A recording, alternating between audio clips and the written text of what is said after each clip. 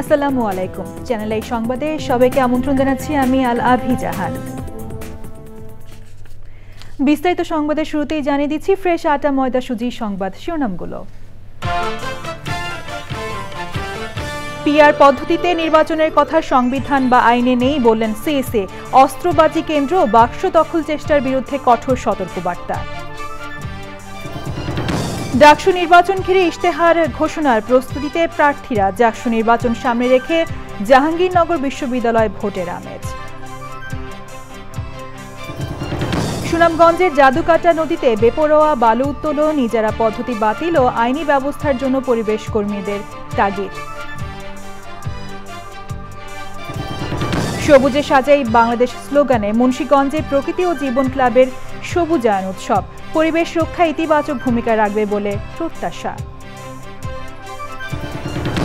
এবং খামারে উৎপাদিত ডিম বাজারে নেওয়ার নিরাপদ রাস্তা চান টাঙ্গাইলের ঘাটাইলে দৃষ্টিহীন খামারি গফুর।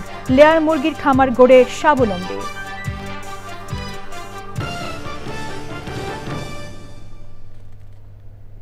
সংবাদ শিরোনামগুলো জানাচ্ছিলাম। এখনকার এই সংবাদ আয়োজন একই সঙ্গে চ্যানেল আই এর ইউটিউব চ্যানেলে এবং চ্যানেল আই এর ওটিটি প্ল্যাটফর্ম আইস্ক্রিনে লাইভ স্ট্রিম হচ্ছে। এবার বিস্তারিত। প্রধান নির্বাচন কমিশনার এএমএম নাসির উদ্দিন বলেছেন, পিআর পদ্ধতিতে নির্বাচনের কথা সংবিধান বা আইনে নেই। শাসনতন্ত্র বা আইনের বাইরে যেতে পারে না নির্বাচন কমিশন। রাজশাহীর লোক প্রশাসন ভবনে ত্রয়োদশ জাতীয় সংসদ নির্বাচন উপলক্ষে রাজশাহী অঞ্চলের নির্বাচন কর্মকর্তাদের সাথে মতবিনিময় সভায় তিনি আরও বলেন, ভোটার তালিকা হালনাগাদ হয়ে গেছে। আগামী রোববার থেকে নির্বাচনী সীমানার শুনানি শুরু হবে। শুনানি চলবে বৃহস্পতিবার পর্যন্ত। অস্ত্রবাজি কেন্দ্র ও ভোট দখল চেষ্টার বিরুদ্ধে কঠোর বার্তা দিয়েছেন তিনি। বলেছেন, ভোট কেন্দ্র দখল করলে পুরো ভোট বাতিল করা হবে। সেনাবাহিনী যাতে আইন শৃঙ্খলা রক্ষা বাহিনীর সংজ্ঞায় অন্তর্ভুক্ত হয় সেই ব্যবস্থা নির্বাচন কমিশন নিয়েছে। নির্বাচন হবে কি হবে না এ নিয়ে কোনো রাজনৈতিক দলের বক্তব্যের ভেতর তারা যেতে চান না বলেও মন্তব্য করেন তিনি।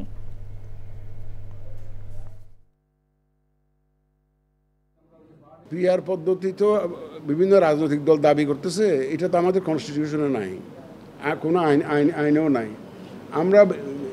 আমরা শাসনতন্ত্র এবং আইন দ্বারা গাইডেড, এর বাইরে আমরা যেতে পারি না। যদি এইরকম কোনো আইন হয়, পিআর পদ্ধতিতে জন্য কোনো আইন হয়, শাসনতন্ত্র যদি পরিবর্তন হয়, সেটা একটা ভিন্ন প্রসঙ্গ। এটা এখনও রাজনৈতিক আলোচনার পর্যায়ে আছে, তর্ক বিতর্ক পর্যায়ে আছে। এটা রাজনীতিবিদদের ব্যাপার। আমি এর মধ্যে ঢুকতে চাই না, ইলেকশন কমিশন এর মধ্যে ইনভলভ হতে চায় না।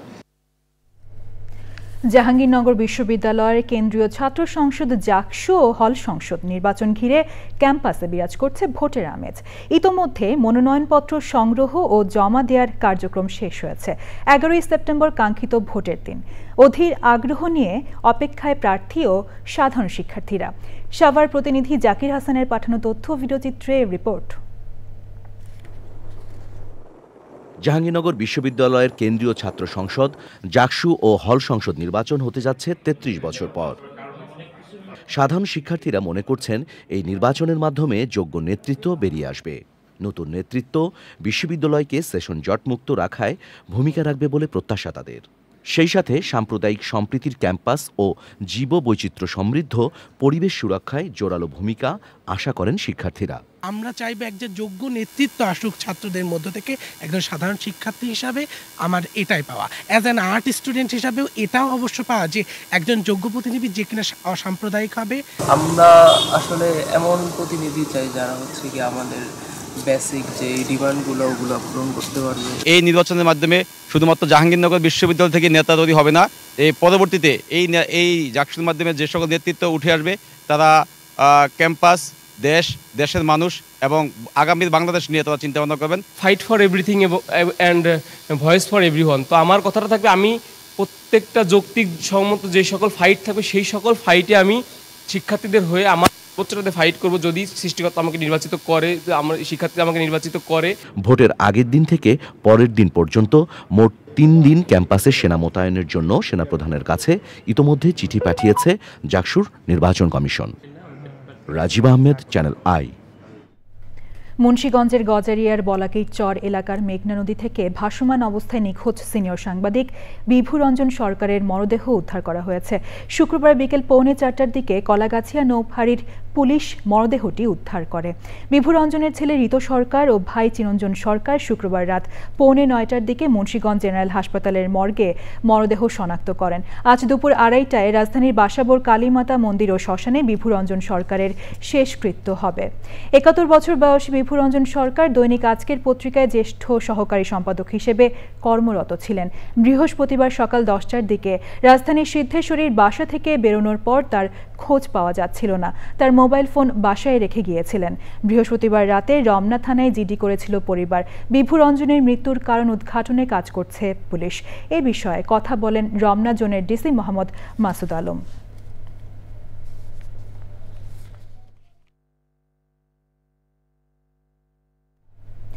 ইজারা পদ্ধতির আড়ালে সুনামগঞ্জের তাহিরপুরের রূপের নদী খ্যাত জাদুকাটায় চলছে পরিবেশ বিধ্বংসী কর্মকাণ্ড। আদালতের নির্দেশনা আর ইজারার নিয়ম না মেনে বেপরোয়া ড্রেজার, বোমা মেশিন ও সেফ মেশিন দিয়ে বালু উত্তোলন ধ্বংস হচ্ছে নদীর দুই পার। বিগত সরকারের আমলে শুরু হওয়া এমন পরিবেশ সন্ত্রাস বন্ধ হয়নি রাজনৈতিক পট পরিবর্তনেও। এমন বাস্তবতায় পরিবেশ প্রতিবেশ ও আশপাশের জনপদ রক্ষায় ইজারা পদ্ধতি বাতিলের পাশাপাশি কার্যকর আইনি ব্যবস্থায় জোর দিয়েছেন পরিবেশবিদরা। জাহাঙ্গীর আলমের তথ্য ভিডিওচিত্রে মোশাহিদ রনির রিপোর্ট। জাদুকাটা নদী সুনামগঞ্জের সর্ববৃহৎ বালুমহল এটি। বিগত সরকারের আমলে ইজারা হওয়া জাদুকাটাতে কখনোই মানা হয়নি ইজারার শর্ত। আদালতের রায় আর ইজারার নীতিমালায় সনাতনী পদ্ধতিতে বালু উত্তোলনের কথা থাকলেও অবাধে চলছে ড্রেজার, বোমা আর সেভ মেশিন। ইজারাকৃত অংশের বাইরে অবাধ পরিবেশ বিধ্বংসী মেশিন ব্যবহারে বালু উত্তোলনে বিলীন হচ্ছে দুই পাড়ের রাস্তাঘাট, বসতবাড়ি সহ সরকারি খাসজমি। পার কাটতে কাটতে ছোট জাদুকাটা ধারণ করেছে সাগরের রূপ। নদীর ফুপারে ছিল উকেট, প্লারগর ক্যাম্পের সামনে আসছিল একটা ফুটবল খেলার মাঠে। জাদুকাটা নদী খুব একটা বিশাল বড় নদী ছিল এমন নয়। মাপটা দিয়ে কেন চিহ্নিত করা হয় না এটা প্রশাসনই একমাত্র জানে। এখানে মানবিক বিপর্যয়, পরিবেশ বিপর্যয় ঘটছে। 200 মিটার 250 মিটারের নদী আজকে 2000 মিটারে, প্রায় 2000 মিটারে পরিণত হয়েছে।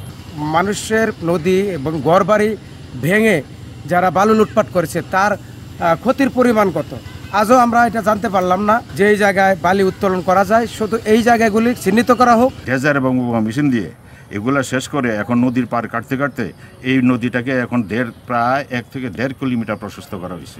নদীর ক্ষয়ক্ষতি সমীক্ষা করে ব্যবস্থার আশ্বাস জেলা প্রশাসনের। যারা এই বিষয়ে দায়ী তাদের বিরুদ্ধে ব্যবস্থা নেওয়া উচিত। আদালতের প্রতি সম্মান রেখে আমরা পরিবেশ অধিদপ্তরের যে প্রতিনিধি আছে তার মাধ্যমে আমরা এই কাজটা করা যায় কিনা এটা আমরা দেখব। বালুমহল ও মাটি ব্যবস্থাপনা আইন 2010 বলছে সরকারি ও বেসরকারি স্থাপনা অথবা আবাসিক এলাকা থেকে সর্বনিম্ন 1 কিলোমিটার এবং সংশ্লিষ্ট কর্তৃপক্ষ কর্তৃক নির্ধারিত সীমানায় বালু বা মাটি উত্তোলন করা যাবে না। নদীর ভূপ্রাকৃতিক পরিবেশ, প্রতিবেশ, জীববৈচিত্র্য, ফসলি জমি বা উদ্ভিদ নষ্ট হয় বা হবার আশঙ্কা থাকে তাহলেও বালু বা মাটি তোলা যাবে না। মোশাহিদ রনি, চ্যানেল আই। যদি গণতান্ত্রিক নির্বাচন করা যায় তাহলে ভবিষ্যতে জবাবদিহিতা নিশ্চিত করা যাবে বলে মনে করেন তিনি। রাজধানীতে এক আলোচনা সভায় বিশিষ্টজনেরা বলেছেন, জুলাই সনদ বাস্তবায়নে গণভোটের বিকল্প নেই। অধ্যাদেশের মাধ্যমে তা করা হলে নির্বাচিত সরকার এসে বাতিল করতে পারে। সকালে জাতীয় প্রেস ক্লাবে সেন্টার ফর সিভিল রাইটসের গোল টেবিল আলোচনায় রাজনীতিবিদ ও আইনজীবী সহ বিশিষ্টজনরা বলেন, গণভোটের মাধ্যমে জুলাই সনদের স্বীকৃতি আদায়ে জনমত গঠন করতে হবে। সব দলের স্বাক্ষর নিয়ে সনদকে সংবিধানে অন্তর্ভুক্ত করার পরামর্শ দেন বেশিরভাগ আইনজ্ঞ, যেখানে বিশেষ ক্রান্তিকালীন বিধান উল্লেখ করে চতুর্থ তফসিলে অন্তর্ভুক্ত করার মত দেন তারা। এছাড়া জাতীয় নির্বাচনের সাথে গণভোট করার মত দেন আলোচকরা। সেন্টার ফর সিভিল রাইটসের সাধারণ সম্পাদক বলেন, অভ্যুত্থানের 1 বছর পরও জনগণের পরিপূর্ণ আকাঙ্ক্ষা জুলাই ঘোষণাপত্রে উল্লেখ করা হয়নি।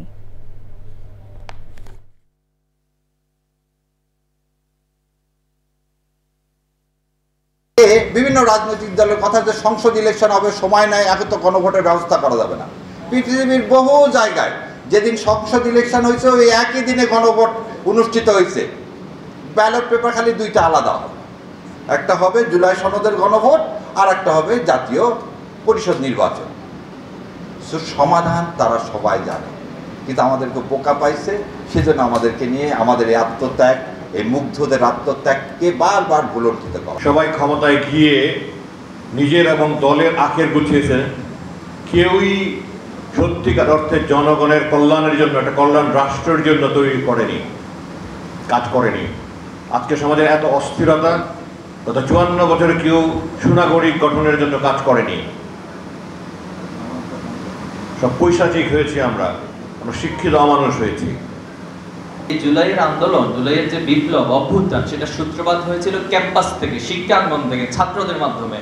অথচ ছাত্রদের উন্নয়নের জন্য, ডেভেলপমেন্টের জন্য, তাদের মনস্তাত্ত্বিকতার উন্নয়নের জন্য, একাডেমিক ডেভেলপমেন্টের জন্য সরকার একটা কমিশন গঠন করার প্রয়োজন ফিল করে। জুলাই ঘোষণা এবং জুলাই সনদ দুটো ঘোষণার মাধ্যমে এটাকে সংবিধানের চতুর্থ তফসিলে আমরা ঢুকিয়ে দিয়ে এটাকে আইনগত ভিত্তি আমরা প্রদান করতে পারি। ঢাকা বিশ্ববিদ্যালয় কেন্দ্রীয় ছাত্র সংসদ ডাকসু নির্বাচন ঘিরে ইশতেহার ঘোষণার প্রস্তুতিতে অনেকগুলো দল। শিক্ষার্থীদের মনোযোগ কাটতে নানা প্রতিশ্রুতি দিচ্ছেন প্রার্থীরা। এ নিয়ে জানতে লায়লা নওশিনের কাছে যাচ্ছি। তিনি ঢাকা বিশ্ববিদ্যালয়ের ক্যাম্পাসে আছেন। নওশিন, ডাকসু নির্বাচন ঘিরে ক্যাম্পাসের এখনকার পরিস্থিতি আমাদের জানাবেন।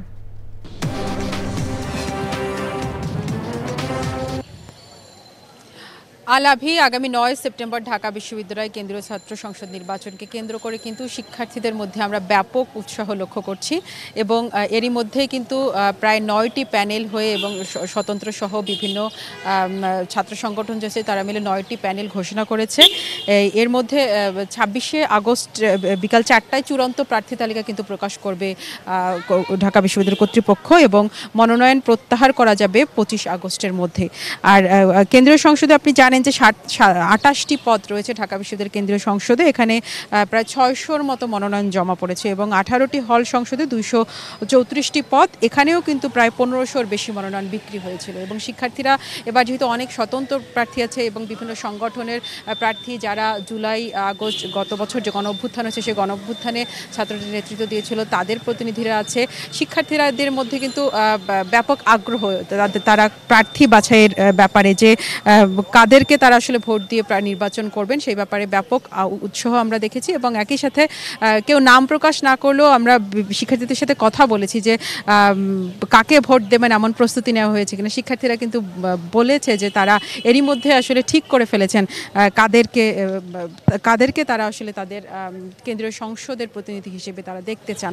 ঢাকা বিশ্ববিদ্যালয়ে কিন্তু এই ডাকসু নির্বাচনকে কেন্দ্র করে বেশ উৎসবমুখর একটা পরিবেশ সৃষ্টি হয়েছে। বিভিন্ন হলগুলোতে কিন্তু বিভিন্ন কেন্দ্রীয় সংসদ এবং হলের যারা প্রতিনিধি আছেন তারা কিন্তু বিভিন্ন হলগুলোতে গিয়ে শিক্ষার্থীদের সাথে কথা বলছেন, হলগুলোর ক্যান্টিনে গিয়ে শিক্ষার্থীদের সাথে কথা বলছেন, নিজেদের জন্য প্রচারণা চালাচ্ছেন এবং একই সাথে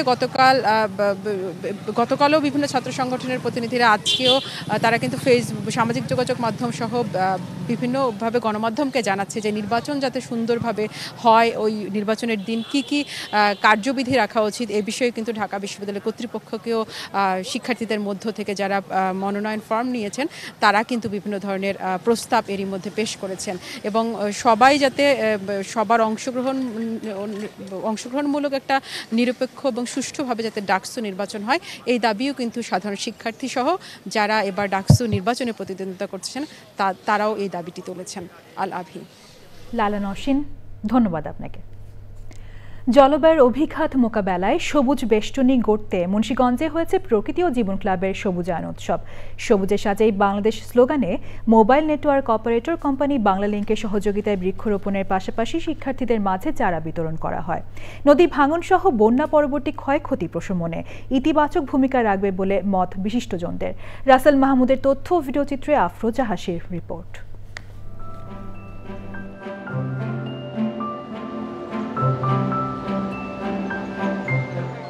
বছর ঘুরে বর্ষা এলেই বন্যা, ভাঙনসহ নানা প্রাকৃতিক দুর্যোগে ক্ষতিগ্রস্ত হয় মুন্সিগঞ্জের প্রাণ প্রকৃতি। এমন বাস্তবতায় পরিবেশ প্রতিবেশের টেকসই উন্নয়নে সবুজ বেষ্টনী বিনির্মাণে মুন্সিগঞ্জের GPH international school, Bajrayogini Joykali উচ্চ বিদ্যালয় ও মুন্সিগঞ্জ কলেজে প্রকৃতি ও জীবন ক্লাবের সবুজায়ন। সবুজে সাজাই বাংলাদেশ এই প্রতিপাদ্যে মুন্সিগঞ্জ জেলায় বৃক্ষরোপণ কর্মসূচি পালন করেছে প্রকৃতি ও জীবন ক্লাব। এই যে গাছ শব্দ দূষণকে কিন্তু কমিয়ে দেয়, পাতা এবং ওর কাণ্ড দিয়ে কিন্তু শব্দকে রুখে দেয়। যে গাছ এই ধরনের একটি উপকার করে, সে গাছ যত বেশি রাস্তার ধারে লাগাবো, শব্দের কোলাহল বা যান্ত্রিক শব্দ, মানুষের শব্দের যে কোলাহল, তাকে যদি কমাতে চাই বৃক্ষরোপণ কিন্তু বেশি করে করতে হবে। এই গাছ শুধু লাগালেই হবে না, কিন্তু এই গাছকে পরিচর্যার মাধ্যমে বড় করতে হবে।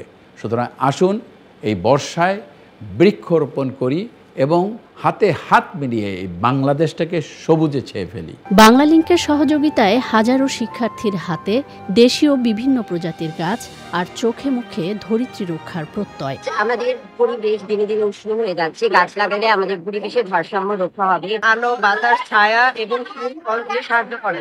তাই আমি মনে করি গাছ লাগানো খুবই প্রয়োজন। যে প্রজন্ম আসে তারা গাছের উপকারিতা সম্পর্কে জানুক এবং এই পৃথিবীটাকে সবুজময় করে তুলুক। আনন্দ দেখছি, প্রাণ ভরে যাচ্ছে। বাংলাদেশ ইনশাআল্লাহ সবুজ ছায়া যাবে এই প্রোগ্রাম যদি অব্যাহত থাকে। এমন উদ্যোগ পদ্মা অধ্যুষিত জনপদের প্রাণ প্রকৃতি রক্ষায় সহায়ক হবে বলছেন বিশিষ্টজনরা। এই গাছ যখন বড় হবে তখন এই গাছ ফুল দিবে, ফল দিবে, ছায়া দিবে, অক্সিজেন দিবে এবং মানুষকে বাঁচার অনুভূতি দিবে। গাছটা যাতে তার স্বাভাবিক গতিতে বেড়ে ওঠে সেই পরিচর্যা করব। আমরা শিক্ষার্থীদেরকে সে শিক্ষা দিব।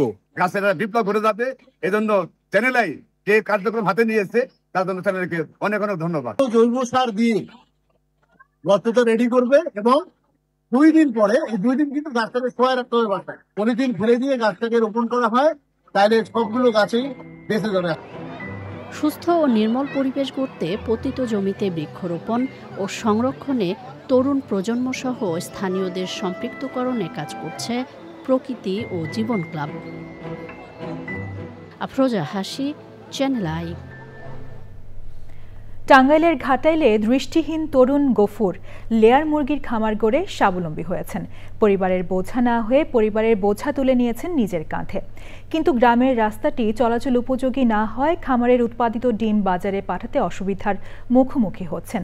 তাই তিনি সরকারের কাছে দাবি জানিয়েছেন গ্রামের রাস্তাটি যেন পাকা করা হয়। বিস্তারিত জানাচ্ছেন শায়েক সিরাজ। টাঙ্গাইলের ঘাটাইল উপজেলার দুর্গম গ্রাম সিঁড়ির চালাতে বসবাস করছেন এই দৃষ্টিহীন তরুণ আব্দুল গফুর। দৃষ্টি হারিয়েছেন অনেক আগে, কিন্তু স্বপ্ন দেখার ক্ষমতা হারাননি। আমি নিজেই খাবার আনি, আমি নিজেই মনে করুন যে দিতাছি, ডিম ওড়াইতাছি। বাজার আমি হলো একটা ভ্যান ড্রাইভার রাখছি, ওরা মাসে হলো 7,000 করে টাকা দেয়। আচ্ছা, ওরা উনি ডিম নিয়ে যায়, ওরা আবার খাবার নিয়ে আসে। মনের জোরে এগিয়ে যাওয়ার পথ খুঁজে পেলেও নিজের গ্রামের পথের দুরবস্থা এখনো তার অগ্রযাত্রায় বড় বাধা হয়ে দাঁড়িয়ে আছে। কাদার রাস্তা তো আমার খুবই কষ্ট। হ্যাঁ, ডিম টিমও তো নষ্ট হয়ে যায়। হয়ে যায় না? অবশ্যই। 1 তারিখে মানে আমার ডিম ভেঙে গেছিল 40 টেরি, মানে উল্টাই দিছিল। একটু রাস্তাঘাট এখানে আমার একটু খুব কষ্ট। বাংলাদেশ পরিসংখ্যান ব্যুরোর তথ্য মতে দেশে প্রায় 27 লাখ বেকার। দেশে কর্মসংস্থানের অভাবে অনেকেই অবৈধ পথে জীবনের ঝুঁকি নিয়ে বিদেশে পাড়ি জমায়। অথচ গফুর নিজের গ্রামে থেকেই তৈরি করছেন জীবিকার পথ, হয়েছেন এলাকার অনুপ্রেরণা। পরামর্শ গফুর আপনারা দেন, আপনি গফুরে দেন? গফুরেই আমার দেয়, গফুরের আমাদের লাগে না। দেখতে না পারলেও সবকিছুই করতে পারে, তারা দেখলে আমাদের প্রাউড ফিল হয়। এতগুলি পোল্ট্রি, এগুলি তো কিছুই নাই। এগুলো তারা করতে সাহস পায় না, তখন গফুরের মতো সাহসী এখন নাই। দূরদৃষ্টি সম্পূর্ণ জীবনবোধী গফুরকে প্রেরণা জুগিয়েছে স্বাবলম্বী হতে। দৃষ্টি প্রতিবন্ধী হইয়াও যদি হইলো আপনার মানে কাজ করে খাইতে পারি, ভালো সুস্থ মানুষ আছে কত, মানে বৈশা খাইতেছে, মানে কাজ করে খালি আপনার এই দেশে ভাতের কোনো অভাব নাই। দৃষ্টিভঙ্গি পাল্টে দিয়েছে দৃষ্টি শক্তিহীন গফুরের জীবন। ইচ্ছার কাছে কোনো কিছুই যে টিকতে পারে না তার প্রমাণ করেছে গফুর। শুধু তাই নয়, কর্মসংস্থান করেছেন এবং নিজে একজন বেকারত্ব দূর করে কর্মীর রূপে রূপ দিয়েছেন। গফুর হতে পারে অন্যান্য হাজার হাজার বেকারের অনুপ্রেরণা। টাঙ্গাইলের ঘাটাইলের সিঁড়ির চালা থেকে শায়েক সিরাজ, চ্যানেল। এ নিয়ে বিস্তারিত প্রতিবেদন দেখুন আজ হৃদয় মাটি ও মানুষ অনুষ্ঠানে। রাজধানীর উত্তরা মাইলস্টোন স্কুল অ্যান্ড কলেজে বিমান বিধ্বস্তের ঘটনায় তাসনিয়া হক নামে আরও এক শিক্ষার্থীর মৃত্যু হয়েছে। জাতীয় বার্ন ও প্লাস্টিক সার্জারি ইনস্টিটিউটের ভারপ্রাপ্ত আবাসিক সার্জন ডাক্তার সুলতান মাহমুদ শিকদার জানিয়েছেন, আইসিইউতে চিকিৎসাধীন অবস্থায় সকাল ৮টার দিকে তার মৃত্যু হয়। তার শরীরের ৩৫% দগ্ধ হয়েছিল। এ নিয়ে জাতীয় বার্ন ইনস্টিটিউটে ২০ জনের মৃত্যু হল। তাসনিয়া স্কুলটির ৮ম শ্রেণীর শিক্ষার্থী ছিলেন। সময় হলো একটি বিরতি নেওয়ার।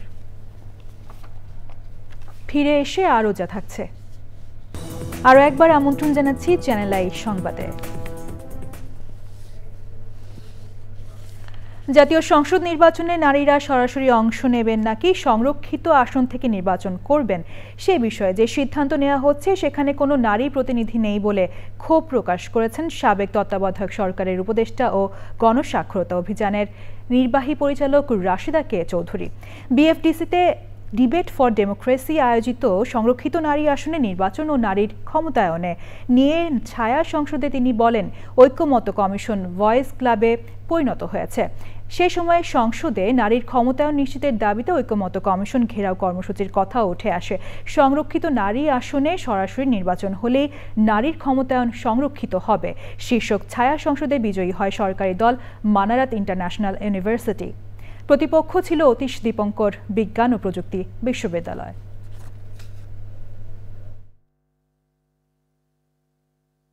পুরুষতান্ত্রিক মন মানসিকতা, রাজনৈতিক বন্দোবস্ত এবং রাজনৈতিক সংস্কারের বিরুদ্ধে, এবং সেই জায়গাটা থেকে আমাদের আবারও মানে সবার কাছেই প্রত্যাশা যে ৫৫ বছর পরে এটা আর দেখতে চাই না। এটা নিয়ে আমাদের যদি ঘেরাও করতে হয় তাহলে দুঃখজনক। গাজায় ইসরায়েলের অব্যাহত হামলায় ২৪ ঘণ্টায় আরও কমপক্ষে ৭১ ফিলিস্তিনি নিহত হয়েছেন। এর মধ্যে গাজা শহরেই নিহত হয়েছেন ৩৭ জন। জাতিসংঘ বলছে গাজা এখন মানবসৃষ্ট দুর্ভিক্ষের মুখে। বিস্তারিত জানাচ্ছেন ভৌমি সারথী। গাজার শেখ রাদওয়ান এলাকায় একটি স্কুল মাঠের অস্থায়ী তাঁবুতে আশ্রয় নেওয়া ফিলিস্তিনি পরিবারের ওপর বিমান হামলা চালিয়েছে ইসরায়েল। হতাহত হয়েছেন বাস্তুহারা বহু ফিলিস্তিনি। শেখ রাদওয়ান এলাকায় একটি আবাসিক ভবনে হামলা চালিয়েছে ইসরায়েল। আল জাজিরার যাচাই করা ভিডিওতে দেখা গেছে ভবনের উপর ঘুরছিল একটি কোয়াডকপ্টার। কিছুক্ষণ পর বিস্ফোরক ফেলতেই ধসে পড়ে ভবনটি। ইসরায়েলের প্রতিরক্ষামন্ত্রী হুঁশিয়ারি দিয়ে বলেছেন, হামাস যদি যুদ্ধবিরতির শর্ত না মেনে চলে তবে গাজা শহর পুরোপুরি ধ্বংস করে দেওয়া হবে। ইসরায়েলি পররাষ্ট্রমন্ত্রীও বলেছেন, হামাসের ওপর নেমে আসবে নরকের দরজা। ইসরায়েলের অব্যাহত হামলার পাশাপাশি পর্যাপ্ত ত্রাণ সরবরাহ করতে না দেওয়ায় গাজার অর্ধেকেরও বেশি মানুষ এখন তীব্র খাদ্য সংকটে। জাতিসংঘের তথ্য অনুযায়ী ৫ লাখেরও বেশি মানুষ পৌঁছেছে সবচেয়ে ভয়াবহ দুর্ভিক্ষের স্তরে। জাতিসংঘের মহাসচিব অ্যান্তোনিও গুতেরেস সতর্ক করে জানিয়েছেন, গাজা এক মানবসৃষ্ট দুর্ভিক্ষের মুখে পড়েছে। তিনি একে মানবতার ভয়াবহ ব্যর্থতা ও নৈতিক পরাজয় বলে উল্লেখ করেছেন। গাজার স্বাস্থ্য মন্ত্রণালয়ের হিসেব বলছে, চলমান সংঘাতে এখন পর্যন্ত নিহত হয়েছে ৬২,০০০-এর বেশি মানুষ, যার বেশিরভাগই নারী ও শিশু। আহতের সংখ্যা ছাড়িয়েছে ১,৫৭,০০০। ২৪ ঘণ্টাতেই ত্রাণবাহী কাফেলা ও বিতরণ কেন্দ্রে ইসরায়েলি হামলায় নিহত হয়েছে অন্তত ২৪ জন, আহত হয়েছে আরও ১৩৩ জন। ভৌমি সারথী, চ্যানেল আই। এবার রয়েছে নিটোল টাটা কৃষি সংবাদ।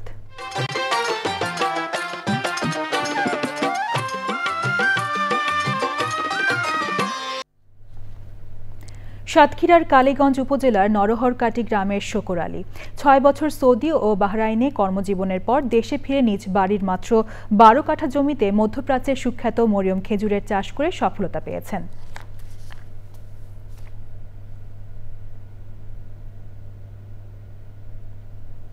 এবার প্রকৃতি সংবাদ।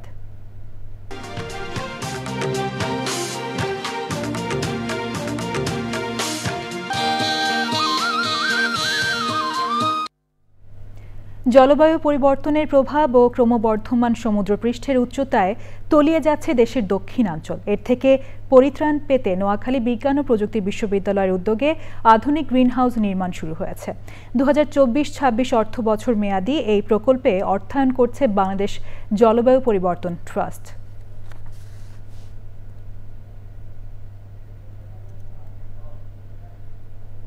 এখন দেখবেন খেলার খবর। সবশেষে ফ্রেশ আটা ময়দা সুজি সংবাদ শিরোনামগুলো জানিয়ে দিচ্ছি আরও একবার। পিআর পদ্ধতিতে নির্বাচনের কথা সংবিধান বা আইনে নেই বললেন সিইসি। অস্ত্রবাজি কেন্দ্র ও বাক্স দখল চেষ্টার বিরুদ্ধে কঠোর সতর্কবার্তা। ডাকসু নির্বাচন ঘিরে ইশতেহার ঘোষণার প্রস্তুতিতে প্রার্থীরা। জাকসু নির্বাচন সামনে রেখে জাহাঙ্গীরনগর বিশ্ববিদ্যালয়ে ভোটের আমেজ। সুনামগঞ্জের জাদুকাটা নদীতে বেপরোয়া বালু উত্তোলন, ইজারা পদ্ধতি বাতিল ও আইনি ব্যবস্থার জন্য পরিবেশ কর্মীদের তাগিদ। সবুজে সাজাই বাংলাদেশ স্লোগানে মুন্সিগঞ্জে প্রকৃতি ও জীবন ক্লাবের সবুজায়ন উৎসব। পরিবেশ রক্ষায় ইতিবাচক ভূমিকা রাখবে বলে প্রত্যাশা। এবং লেয়ার মুরগির খামার গড়ে স্বাবলম্বী টাঙ্গাইলের ঘাটাইলে দৃষ্টিহীন খামারি গফুর। উৎপাদিত ডিম বাজারে নেওয়ার নিরাপদ রাস্তার দাবি।